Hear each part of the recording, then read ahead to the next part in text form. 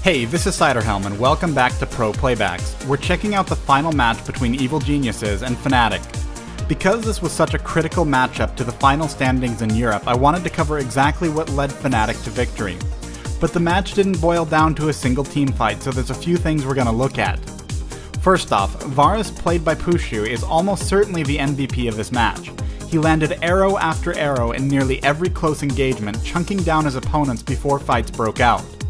Good poke deters teams that are heavy on initiation, and this is because it becomes increasingly less desirable to commit to a team fight as your team is taking more and more damage. Second, let's talk about Fizz. Froggen has done an excellent job as Fizz this match, and I don't think there's anything really to call out about his personal play.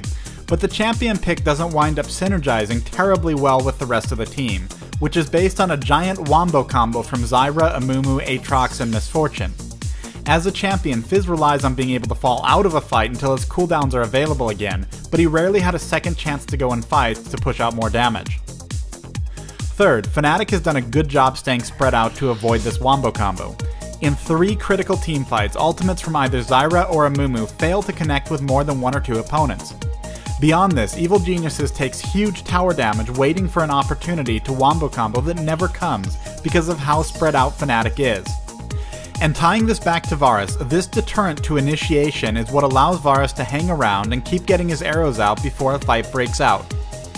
And fourth, I will belabor the point that we so often cover in this series, Baron throws. Not 1, not 2, but 3 Baron throws this match. In the first big throw, Evil Geniuses engages onto Baron shortly after killing Ahri, but they're debuffed by Baron, have taken damage, and have been harassed down further by Varus' poke. With Amumu's one-person ultimate and Kennen's Hourglass, Evil Geniuses go 0 for 3 and loses a slight lead they had maintained. In the second big throw, they engage immediately after bursting down Lulu.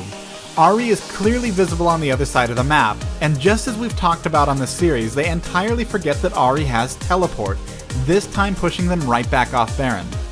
What happens next is a brilliant outplay from Fnatic. First, they fall back and split up, making it look like a clearly favorable teamfight for Evil Geniuses. But Ahri and Varus both get a lot of poke damage out during the chase, and Kennen rushes towards mid lane to push down the final mid lane tower. This causes their opponents to fall back and recall, and Fnatic has enough vision to know this is happening, so they move to interrupt it. 2 members of Evil Geniuses finish their recall, but Kennen has already taken the tower, and Fnatic walks out with 2 free kills. The final throw is a clear miscommunication. Evil Geniuses moves into a Baron bait from Fnatic, but as Fnatic turns on them, they completely split.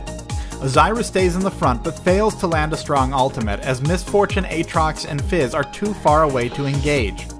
Though they got part of their combo out, it was too little too late as their team was spread out so far. And for what it's worth, Fnatic didn't do Baron after winning this fight. They regrouped and made sure they could do it safely, then went on to win the game.